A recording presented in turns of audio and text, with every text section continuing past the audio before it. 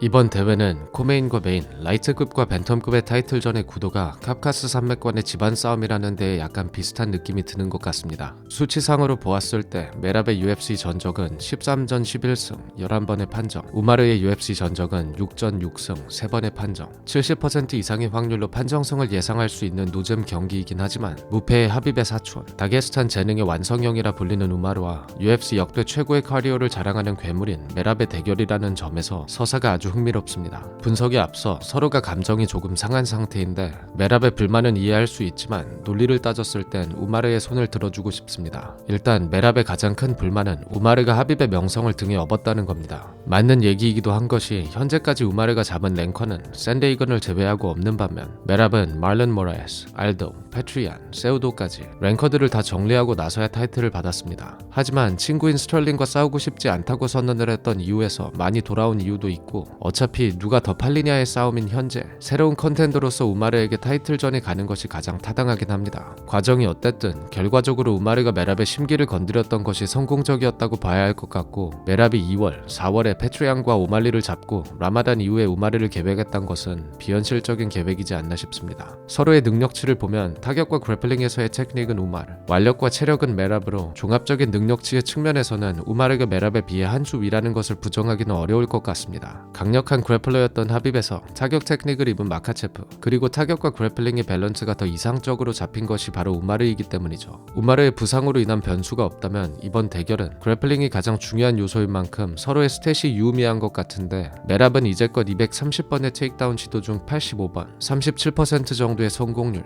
우마르는 38번의 테이크다운 시도 중 19번, 메랍의 수치는 상식적으로 말이 안 되죠. 스탯으로만 봐도 알 수 있듯 메랍에게 테이크다운 성공률은 크게 중요하지 않습니다. 메랍은 프랭키 에드가, 코빙턴, 케인 그 이상으로 역대 UFC 선수들 중 최고의 카디오를 자랑하는 선수라고 생각하는데 경기 운영 자체가 높은 파이트 IQ를 바탕으로 세심하거나 특별히 넘기는 테크닉이 뛰어나거나 하는 차원이 아니라 단순하게 내가 한번 누를 테니 너가 언제까지 일어날 수 있는지 보자는 경기를 합니다. 코빙턴이나 하빕과 같이 그립 하나를 잡고 질질 끌어 바꿔가며 끌고 내려가는 스타일이 아니기 때문에 케이지에 밀린 상대가 언더훅을 파고 돌아나가는 장면을 자주 볼 수도 있고 또 하위에서 리커버리를 하는 장면도 자주 볼 수 있습니다. 결국 넘기는 테크닉이나 중심의 이해도는 기존의 탑티어 레슬러들에 비해서는 조금 빠지고 상위 압박이 아주 타이트하진 않지만 상대가 떨어지면 압박을 통해 금방 붙어주고 돌아나가면 다시 붙어주고를 말 그대로 경기 내내 반복할 수 있는 선수입니다. 메랍의 경기 흐름은 보통 비슷하게 흘러가기 때문에 이번 경기에서는 우마르의 디펜스가 더 중요한 요소라고 생각하는데 체력과 완력을 제외한 모든 능력치는 우마르가 더 우세하다 생각하고 체력과 같은 경우 우마르가 어떤 경기 운영을 해줄 수 있느냐에 따라 메랍의 압도적인 체력이 크게 의미가 없어 보이도록 할 수 있을 정도로 우마르의 카디오도 나쁘지 않다고 생각합니다. 메랍이 상대했던 역대 선수들 중 16번의 테이크다운 시도를 모두 방어했지만 아무래도 나이가 있어 잠식을 당했던 알도를 제외한다면 스타일상 우마르가 가장 까다로운 상대인 것은 확실합니다. 우마르는 킥이 정말 좋은 사우스포이기도 하고 메랍은 상위 압박을 할 때 포지셔닝보다 움직임으로 승부를 보는 만큼 공간이 뜨는 모습을 자주 보여줍니다. 즉 발을 잘 사용하고 스크램블이 좋은 선수일수록 리커버리를 더 잘해줄 가능성이 높아진다는 의미이죠. 메랍의 가장 최근 경기였던 오말리전을 보면 오말리의 큰 그림이 나쁘지는 않았다고 생각합니다. 경기 초반부터 뒷손 스트레이트로 메랍의 바디를 노려주는 모습을 보여줬죠. 하지만 몇 가지 문제가 있었는데 첫째로 당연하게도 테이크다운을 너무 경계하는 바람에 자신의 장기인 각을 먹고 치고 빠지는 인앤아웃을 적극 활용하지 못했습니다. 정교한 타격가라는 공통점이 있지만 오말리는 아데사냐와 같이 킥을 통한 셋업으로 카운터를 노리는 선수라기보단 정신없이 움직여주며 킥을 뿌려주고 사각으로 빠져 오프닝을 만드는, 굳이 따지자면 스티븐 텀슨의 하이페이스 버전에 가깝다고 할 수 있습니다. 즉 오말리의 좋은 흐름은 앞손이나 뒷발킥을 낸 후에 사이드로 빠져서 러쉬를 하고 다시 빠르게 빠져버리는 것인데 메랍의 테이크다운을 의식한 나머지 사각에서 들어가기를 꺼려했고 좋은 효율이 나오지 못했습니다. 결국 깊게 들어가지 않고 단발성 타격을 많이 내다 보니 오히려 뒤로 빠지며 받아주는 메랍의 레프트가 생각보다 많이 들어갔고 반대로 오말리 오말리가 스위치를 통해 끝까지 추격을 했던 장면들에선 안면을 맞추는 장면이 더 많이 나왔죠. 또 1라운드부터 너무 쉽게 테이크다운을 허용했기 때문에 더욱 소극적으로 경기 운영을 할 수밖에 없었습니다. 우마르의 관점에서 보자면 강력한 그래플러 둘이 만났을 때 나오는 경기의 흐름과 같이 만약 우마르가 1라운드에 넘어간다 하더라도 체력 소모가 크게 없이 스크램블을 통해 리커버리 해줄 수 있다면 경기의 양상은 크게 바뀔 거라고 생각합니다.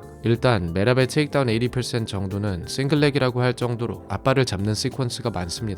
또 케이지 중앙에서 넘기려고 하는 장면이 많은 만큼 그립이 아주 타이트할 가능성이 적죠. 싱글렉 방어는 그립이 허벅지 안쪽으로 깊게 잡혀 가슴에 타이트하게 붙지 않는다면 더블렉으로 드라이브를 해주는 것에 비해 상대적으로 방어가 더 수월한 면이 있고, 넘긴다고 해도 메랍은 안정적으로 포지셔닝을 하는데 크게 집착을 하는 스타일 역시 아닙니다. 이게 정말 흥미로운 점인 것 같은데, 넘긴 후에는 안정적으로 팔이나 다리를 감아 고립시켜 서미션 캐치를 노리거나 파운딩을 넣기 좋은 포지션을 만드는 것이 보통입니다. 하지만 넘기기만 한다면 데미지가 크게 들어가지 않더라도 어떤 포지션에서든 일단은 때리고 보는 메랍의 스타일은 상대가 리커버리를 해도 그냥 다시 넘기면 된다는 압도적인 체력에서 나오는 자신감이라고 봐야겠죠. 패트리안전에서 메랍은 25분간 49번의 테이크다운 시도가 있었는데 그라인딩이 강점인 선수가 아니라는 얘기이기도 하지만, 다르게 해석하면 그만큼 비현실적인 카디오를 자랑하는 선수라는 의미이기도 합니다. 결국 역대 최고의 안차이 그래플러였던 알도 정도의 디펜스를 기대하기는 어렵다고 하더라도 우마르가 넘어갔을 때 리커버리를 해줄 가능성이 높지만, 어쨌든 얼마나 체력 소모를 줄이는 것이 경기의 승패를 좌우하는 요소라고 볼 수 있을 것 같고, 완력과 같은 경우 허리에 그립이 감겼을 때 아예 뽑혀버릴 정도로 차이가 나지 않는다면 썩 괜찮게 방어해낼 수 있지 않을까 합니다. 다시 메랍의 마지막 상대였던 오말리를 보면 오말리는 디펜스가 생각보다 나쁜 선수가 아닙니다. 가장 큰 이유는 킥과 앞손 때문에 타격거리가 길어서 상대가 거리 안으로 들어가기 까다로울 수밖에 없고, 슈팅의 거리가 그만큼 멀어지기 때문인데 케이지에 등을 기대고 하는 디펜스는 썩 괜찮은 선수이죠. 하지만 넘어갔을 경우 버터플라이로 상대의 골반을 계속 들어주며 공간을 만들어 빠져나오는 스크램블 시도보다는 조금은 주짓수스러운 접근을 해주는 선수라고 생각합니다. 벨랄이 팀 다게스탄과 훈련을 한 이후에 했던 얘기로 다게스탄 스타일은 일단 하위로 내려가면 포인트를 뺏긴다는 인식이 있습니다. 즉 하위에서는 무조건 스윕이나 스크램블이 먼저라는 것이죠. 메랍의 테이크다운 셋업을 보면 아마 오말리전과는 차이가 날 거라고 생각하는데, 오말리는 상대의 뒷손의 풀카운터가 좋은 선수이다 보니 메랍이 테이크다운을 시도함에 있어 뒷손의 활용이 평상시보다는 적었습니다.